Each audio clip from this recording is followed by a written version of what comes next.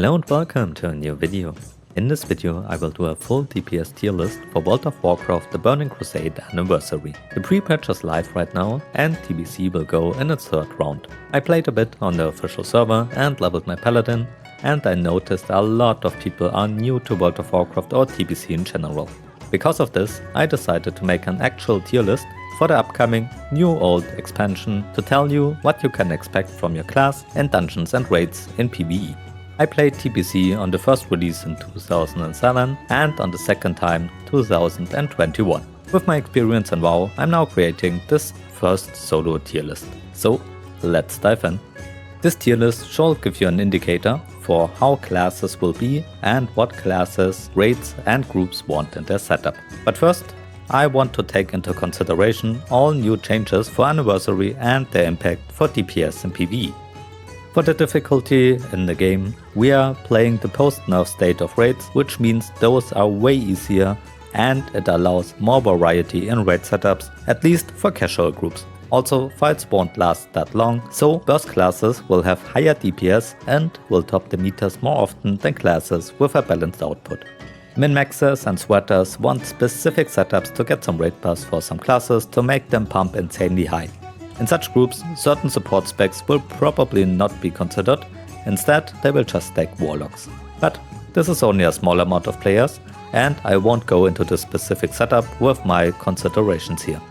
The biggest part of the community, especially in this version of TBC, will probably be more casual, and this tier list shall help you to get a consideration of what classes in most normal groups and packs will be good. I will order them from left to right, so most left is the best spec in the bracket. I will not only talk about pure output like DPS or healing, but I will also include the support your class brings into a raid or group, and this will affect the positioning of the spec in the tier list. For more changes, a big change this time is, for the first time in TBC, Bloodlust or Heroism is raid-wide. You no longer have to stack Shamans in each group for that mighty buff. This also affects your professions, you are no longer limited to leatherworking to get the drums buff. Okay, with all this in mind, let's start with the ranking. We will start with the Arcane Mage. The Arcane Mage is a great class with really strong DPS output, but also they are really mana intensive. This class needs a Shadow Priest in the group to get the maximum out of its DPS. You can do insane amount of damage, but you need a group to make this viable. Besides DPS, as a mage you always bring an intellect buff and food as well as water, which is insanely good raid support. Also, you bring counterspell, which you need for example in Karazhan on the main. Put your Arcane Mage in a group with a Shadow Priest and maybe ask for an innervate, and you will pump insane burst, especially in the first phase of TBC. You will probably top the meters as an Arcane Mage in the setup, but because of the support you need, I will put them in the high A tier. Let's stay at Mage. The Fire Mage, for me, is B tier. Compared to Arcane Mage, this class brings a bit less output, so less DPS than Arcane Mage, but if you have to play without a Shadow Priest, this spec might be better suited for you. If you can, go Arcane Mage. Frost Mage is D tier, this is the PvP spec of the class. It's not really viable in raids. You will do significantly less damage than your other specs, so I would not suggest to play this in PvE. You also can't AoE farm with this anymore because of the target limit in dungeons, so it's only suited for PvP. Next, we come to the Rogue. Combat Rogue is your main spec for PvE. Combat has okay DPS, but it doesn't bring much raid support. Sure, you bring some poisons like wound poisons on some encounters, e.g. in Karazhan, and kicks as well as expose armor, but that's it. Except for that, there isn't much going on for the Rogue class. Also, your DPS is only okayish until really late in the expansion, when you can get your hands on the legendary glaives from Illidan for the start, and most time in the expansion your damage won't be that high. So this is C tier for me. Assassination isn't really played in TBC because you lack the right weapons to play it, and there are not really good daggers, so it's just subpar compared to Combat Rogue. Same goes for Sub. This is your PvP spec, where it is really excellent, but in PvE it's just not good enough, so just go with Combat. Next, for the Shaman. The Elemental Shaman won't have as high damage as other classes, but the support you bring to a raid is really good. An Elemental Shaman brings Totem of Wrath to the raid, which increases your hit and crit for spells by 3%. Most raids want this in their caster group, so it's insane utility. Also, you bring your other totems like Tremor, Spell Power, Mana Regeneration and so on, and of course Bloodlust or Heroism, which you still need. Shamans are not as desired as they were in earlier versions of TBC, because you don't need one in each group anymore, but you still want them because of their great utility. Great class with great raid support, but less damage than other supports, which makes them a high B tier in my opinion. Let's stay at Shaman. Enhancement Shaman. Enhancement Shamans bring the same great raid support we already talked about on the Elemental Shaman, but they also increase the DPS of your melees by a lot. In fact, they make melees viable in TBC. Good Enhancement Shamans Totem Twist, you will always have Wind Fury and Agility buff on your melees. Your Strength Totem and your Attack Power buff increases the output of your melees even more. You also do nice damage for a support class as an enhancement, so great class with great support, which will always find a raid spot. A tier in my opinion. Let's go next to the Druid. Feral Druids are also considered like a support class, more like a tank to be honest, but they also bring good DPS for it. They bring Mark of the Wild to the raid, but also they increase the bleed damage on targets with Mangle, and they bring a 5% crit and a bit of off healing with their leader of the pack. Your Ferals are also able to off tank. They are mainly your best off tank you can have. You're really flexible to jump in as a bear every time you need to tank something. Also, you bring combat dresses and innovates as well. With your great flexibility, damage and support, you are a great addition to any raid, but you will tank. You are always most of the time the off tank. I A tier. Moonkins or Balanced Druid. Same as Shamans, they are great raid support. They do less damage than Shamans, but they bring improved Fairy Fire to the raid, which increases the hit of the whole raid by 3%. Also, their group aura for 5% spell crit in Moonkin form will be insanely good for your Warlocks and Mages, and they bring Innovate as well as Mark of the Wild. You can also combat res, so absolute great support class, and you want one in your raid setups all the time, because your raid DPS will increase so much more only because of your laser chicken. The lack of damage they have, they make up with their support for sure. Once again, A tier for the great raid support. You always want one in your raid. Priest. Shadow Priest. Same as a Moonkin, you always want a Shadow Priest every time in your raid, because they are just so good, so great utility, probably the best support class in the game. They are mana batteries for your healers and Arcane Mages, because they convert the damage into mana for their group. They also buff the shadow damage of your Warlocks with their Shadow Weaving debuff by 10%, which is also a huge damage increase. They can also dispel magic, abolish disease, purge bosses, and off-heal as well with the damage. They bring a stamina buff to the raid as well. Damage-wise, they absolutely lack damage. You will never top the meters as a Shadow, but your raid support is so good, so you will always find raid spot as a Shadow Priest. Highest A tier in my opinion because of their support. Paladin.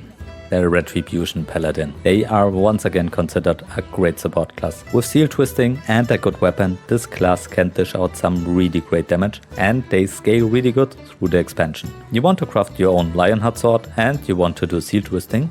If you do both of this, your damage will be pretty solid. You won't beat those S tier classes, which we will talk about in a second, but you can hold your own ground and you bring good damage compared to other support classes. Your aura increases the damage of everyone in your group, and you bring 3% crit for the whole raid. Also, you bring Paladin buffs like King's Salvation, which is super good. You want at least one Retribution Paladin in every raid. You really have to watch your threat, because you have so high burst damage that you over aggro really quick with a few crits and you can die. But if you watch out, you will be really good. Where do we rank this great class? If you don't Seal Twist, you will be in the C tier. Your damage won't be good as a Retribution Paladin. If you Seal Twist, you will be IA, probably around here. You do more damage than any other support. You bring great support to the raid. Shadow Priests are just more valuable to the raid overall in my opinion, but such a great class to play for a support. By the way, if you want to learn how to Seal Twist, I will do a guide for TBC later on in the expansion, so make sure to subscribe to this channel to learn how to play Red Paladin. Next, we come to the Hunter, and our first S tier class. The Beastmaster Hunter has insane DPS. It will be super strong in early phases of the game, but also later on. They do really great single target damage, They are really consistent in the damage, and because of this they are one of the best DPS classes in TBC overall. If they mini weave, they can do even more damage than the other S tier class, which is Warlock, but your average hunter will probably do less than Warlocks. Nevertheless, this class has so good damage that it's an absolute S tier class, and every raid wants Beastmasters. For marksmanship, this is a D tier class. It's just not good enough to compare to the other two specs, so don't play marksmanship, go for Beastmaster Hunter or Survival, which we talk about now. Survival Hunter also has good damage output, less than Beastmaster Hunter. With readiness they have great cooldowns they can use, but they bring something else to the raid, which is really important. A Survival Hunter brings Expose Weakness, which increases the attack power against the target by a lot. So it's insane support as well as own damage. When they scale, they also scale the raid DPS by a lot.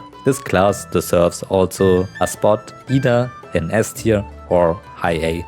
Probably S tier in my opinion. Warrior. Arms Warrior don't bring so much. They are not as bad as people think, but they are also not so good, especially early on.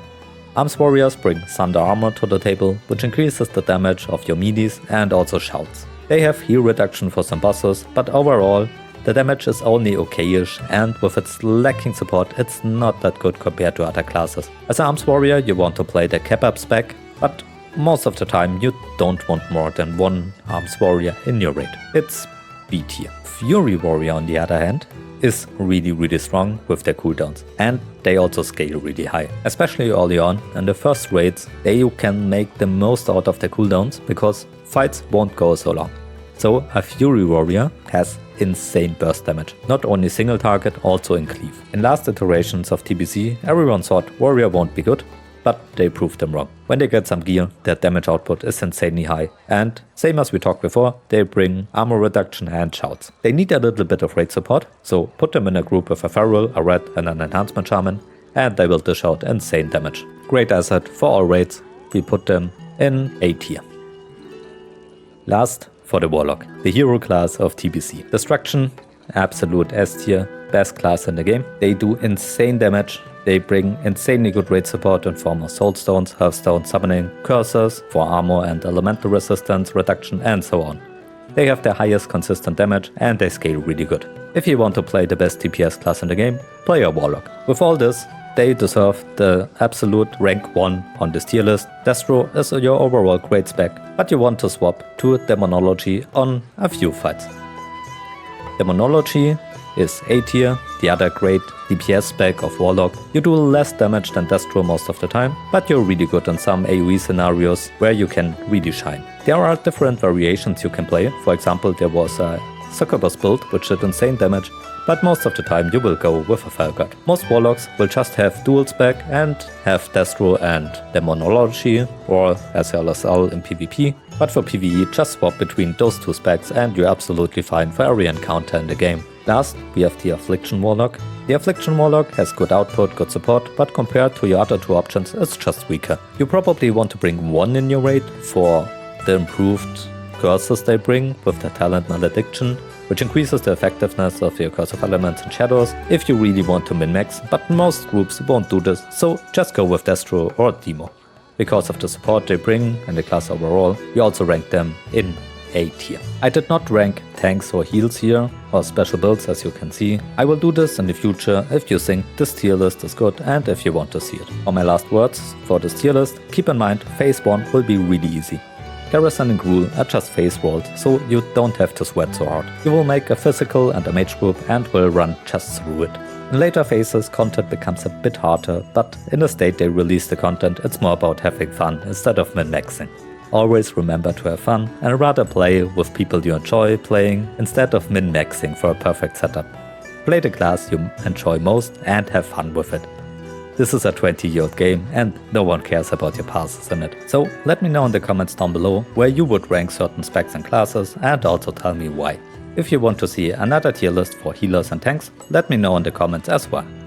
Thank you very much for watching. If you found this useful, consider to like and subscribe for more World of Warcraft The Burning Crusade Anniversary content.